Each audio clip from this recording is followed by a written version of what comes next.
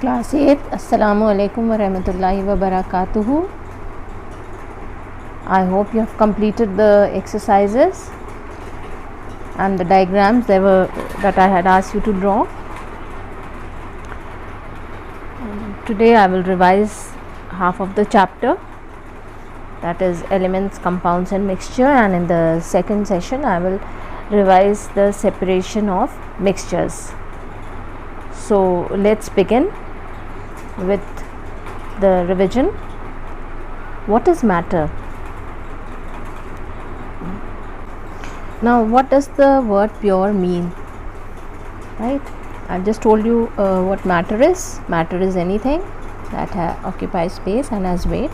What does pure mean? Pure milk, pure honey. What does it mean? That all the constituent particles of that substances are the same in their chemical nature. Right? They are same. None of them are different. You can see the diagram that a gold bar is given and all the particles are the same. So everything around matter is anything that occupies space and has mass. You can see so many things around you, everything, all the furniture that you have, everything you are drinking. There are different states of matter, air that you are inhaling. So matter can be broken up into pure substances and impure substances. What are pure substances? A homogeneous material which contains particles, that is atoms of molecules of only one kind, not of any other kind, just of a single type, and has a definite set of properties. So they are of two types, that is elements and compounds. That is, elements are pure substances as all the atoms of a specific element are same, right? And compounds are pure substances as all the molecule of a specific compound are same. So homogeneous means that they are uniform in composition. Is it clear? They are made up of the same kind of atoms or molecules, and they have a definite set of properties, that the properties are the same. For example, elements are pure. You take a bar of gold, I have told you, or you take tin, or you take aluminium, and they will be just containing the particles of tin, aluminium or gold only and nothing else. So they are made of that particular element only. And compounds are pure, that all the molecules of a specific compound are same. For example, the common salt that you are using, it is sodium chloride and it is containing the atoms of sodium and chlorine both. Is that clear? Water, it will contain 2 atoms of hydrogen and 2 atoms of oxygen. So they are pure substances. They are present in any form, they will be the pure substances only. So for example, you can see copper, aluminium, then gold, I have told you just now. So they are containing the same type of particles. So pure substances, that is the elements, compounds and even crystals we include. Is that clear? So elements are tin, sulfur, diamond, then compound sugar, water, baking soda, that is sodium. All homogeneous material are not pure substances. They are not necessarily pure. For example, when sugar solution is mixed in water, it is homogeneous. You cannot make out where sugar has gone. It appears as water only, but it is consisting of two different things, that is sugar and water. So it is not purely water or it is not purely sugar, but it is a solution of sugar. But when you look at it, it appears to be uniform in composition. It appears as transparent, clear liquid, right? So what are the characteristics of pure substances? It is homogeneous in nature, that means it has uniform composition. It has definite set of properties, that when we are talking about water, it will be having a definite set. When we are talking about gold, it is different. For example, a molecule of water consists of 2 atoms of hydrogen and 1 atom of oxygen, has specific melting and boiling points and a characteristic color, smell and taste. So an element is a pure substance which cannot be broken into two or more simpler substances by any known physical or chemical means. It consists of only one kind of atoms, and chemists have discovered 118 elements so far, among which 82 are normal elements and 36 are radioactive elements, right? So we can divide elements into four types, that is metals, non-metals, metalloids, noble gases and inert gases. Told you, right? So what are the properties of metals? The properties of metals are good conductors of heat and electricity. They are malleable, that means they can be beaten into thin sheets when we hammer them. They are ductile, that is they can be drawn into wires. Is it clear? That is why wires are made up of metal only. They have high tensile strength, that is they can bear strain, they don't break easily. Is it clear? They bear a lot of strain, and they have luster, they have a shine. Apart from this, many other characteristics I have told you, that is they are hard. Non-metals examples are given. See, carbon, nitrogen, oxygen, phosphorus, then sulfur, selenium are poor. They are poor conductors of heat and electricity, and they tend to be brittle. They break when hammered, and they are generally gases at room temperature. An exception is graphite, which is solid, and it is a great example of a non-metallic element. Diamond is the hardest substance known, and they are generally soft. Then the properties of metalloids, they have properties of both metals and non-metals. Examples are boron, silicon, germanium, arsenic, antimony, tellurium, polonium. Is that clear? Metalloids are more brittle than metals, less brittle than most non-metallic solids, and they are semiconductors of electricity. And some metalloids possess luster, they possess a shine. The noble gases: helium, neon, argon, krypton, xenon. And then noble gases have 8 valence electrons, except helium, which has only 2. Noble gases are only found pure in nature, and they are chemically unreactive. They are colorless, odorless and unreactive, and they were among the last of the natural elements to be discovered. So about the valence electrons we will discuss in another chapter. What is a compound? A pure substance which is made up of 2 or more elements combined chemically in a fixed ratio by weight, and it can be broken down into elements by chemical methods only. For example, water molecule is given and carbon dioxide molecule is given. So they will be existing in this form everywhere, whether they are in the ocean in case of water, whether in a jug of water or glass of water. Then what are the characteristics of a compound? That is, they are homogeneous molecules, they have fixed composition by weight. For example, in water, hydrogen and oxygen are combined together in a fixed ratio, that is always 1:8 by mass.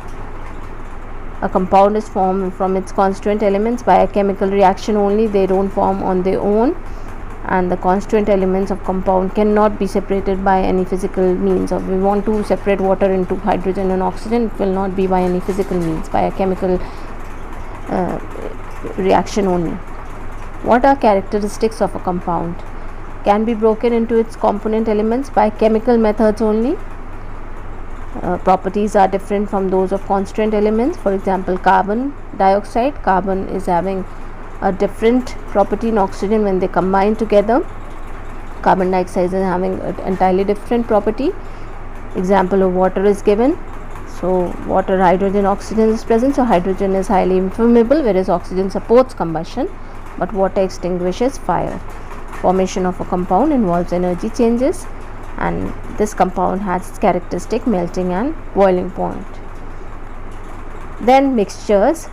Material obtained by mechanically mixing 2 or more substances, that is elements or compounds in any proportion, form mixtures. You can see the different types of mixtures, right? So based on the uniformity of the constituent, mixtures can be homogeneous and heterogeneous. That is, homogeneous means having a uniform composition, and heterogeneous are those mixtures which do not have a uniform composition. Example of homogeneous mixtures: you cannot distinguish the components. For example, once puri is made, you cannot make out where the flour is, where the water has gone, or whatever you have added. Then coffee, milkshake, chocolate, cold tomato soup, orange juice, they are examples which you find in your daily life, and so you can correlate it directly with the homogeneous mixture. In the heterogeneous mixture, what do you have? You can distinguish all the components. For example, salad, which can be vegetable salad or fruit salad. Then it can be the noodles, which is paella, milk and cereals, chickpeas, or you have then what is winnowing? That is the method of separating heavier and lighter components of a mixture by wind, is called winnowing. You can see this woman doing it, separating the husk from the wheat, and then later on dropping the wheat in the different sacks. Next is sieving. This sieve you can see, and the different type of other sieves are there, which are used to separate the components of a mixture that are of different sizes. The common example that you're seeing at home is sieving of flour, and the sieve is used to sieve the tea. Then magnetic separation I had told. And you can see how the magnet is used to separate a mixture which is containing a magnetic component. In this case it is iron piling, that is sulfur and iron pilings are mixed, and a magnet is used to draw out the iron piling. So what is left behind in the china dish is the sulfur, the yellow colored sulfur. Next we had discussed about sublimation. How is this done? You can see the process sublimation, in which china dish is taken, then a mixture of sublimable and non-sublimable substance is taken, and funnel is inverted, which is plugged with cotton wool, and then the mixture is burned, that is, it is heated. What do we observe? We observe vapors of solidified vapors first, and then which solidifies on the cooler parts of the funnel, and which can be collected. This is the sublimable solid, that's in this case it is ammonium chloride, and the salt, non-sublimable salt, can be collected from the china dish. So this is how the two components, that is sublimable and non-sublimable, are collected. Next process is solvent extraction method. Then is the solvent extraction method, in which a mixture is taken in which one of the solid component is soluble in a liquid, and that solid component is dissolved in that particular solvent, and the undissolved one is separated by filtration. And next then the water from the salt solution is, like for example, the solvent for salt is water, and we have sand, salt and water. Then that is filtered, and water from the salt solution, that is in the form of filtrate, is then evaporated to get salt. So this is how the solvent extraction method is used. Next we have the separation of liquid mixture, in which we have taken we have the sedimentation and decantation. Now we have the sedimentation and decantation. As you can see in this diagram, we have used a mixture in which there is an insoluble substance, for example sand and water. We have kept the beaker for some time, and we can see that they have separated into two layers, that is a supernatant and sediment. And then later on the sediment, that is sand in this case, is we get the sediment at the bottom of the beaker, and then we decant the water, and this process is known as decantation. Then we have loading, and in which alum is added. For example, any chemical substance is added to the mixture of solid and liquid, and this helps in settling the fine solid particles, and the fine solid particles are removed, and that particular liquid becomes clear. Then the filtration process, you can see in this diagram the filtration. How is it done? By using a beaker, a glass rod, a funnel in which filter paper is stuck on the walls of the funnel. Filter paper is moist, and then the this mixture, which is containing the insoluble solid, is filtered out, and then what remains in the residue, what remains in the funnel is the residue, that is the solid residue, and what comes out is in the beaker is known as the filtrate. So then after this we have centrifugation, that is the process in which the suspended particles can be separated out, that is separate a solid from a homogeneous mixture of solid and liquid. So here the mixture is rotated at a very high speed in a centrifuge machine, and this is one of the methods by which milk is separated cream is separated from milk in the dairies. Next method is crystallization, that is the process of separating a pure substance in the form of crystal from its hot saturated solution by cooling, and that is how I have demonstrated it to you. That is, a sample of impure solid substance is taken and it is dissolved in a minimum amount of water to form a solution. Then it is filtered to remove insoluble impurities. Then that is heated. The clear solution is heated on a water bath till a saturated solution is obtained. We can check this by dipping the glass rod from time to time in the solution, and when we see crystals on the glass rod, the solution has become saturated. That is the crystallization phase. We stop heating, and then we cover the solution with a filter paper, leave it undisturbed at room temperature to cool slowly for a day, and then crystals of a pure solid are found. And then filter the solution to separate the crystal of pure solid and dry them. Then next process is distillation, in which we are using a distillation flask or a retort, and which is closed, and then it is connected to a Liebig's condenser, which in turn is connected to a flask, which is also known as the collecting flask. Then the solution is generally containing soluble salt.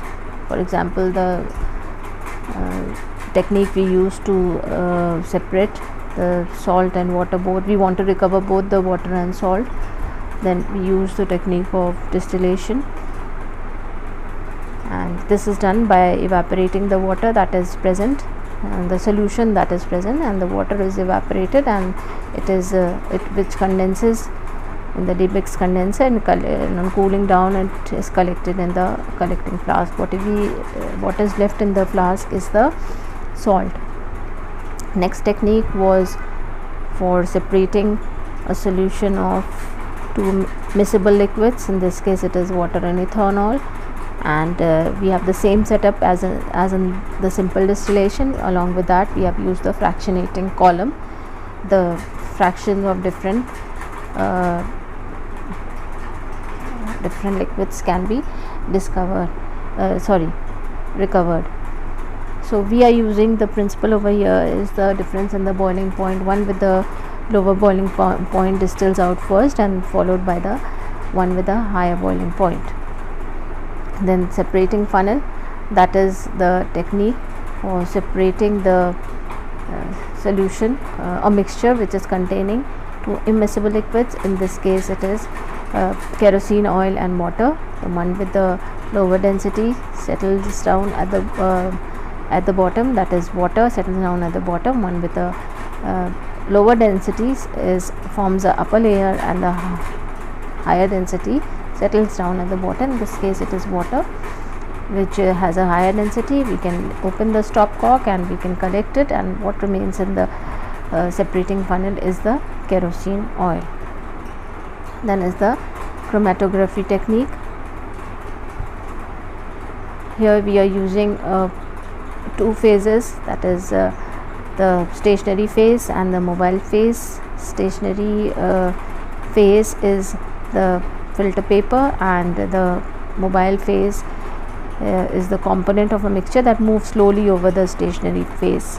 Whatever mixture that we are taking of different solubilities in the given solvent, they interact, they get get absorbed differently. So this is how you can see the setup of paper chromatography and how it is done. You can see the spots of different colors. That is the one which is on the highest position, that is it is the most soluble in the solvent and interacts slowly, very strongly, and gets absorbed the most and is at the highest point. So revise all the techniques. This is all we had done in this. So revise all the techniques, revise the chapter. I will give you the assignment and the assessments in the next sessions. Allah Hafiz.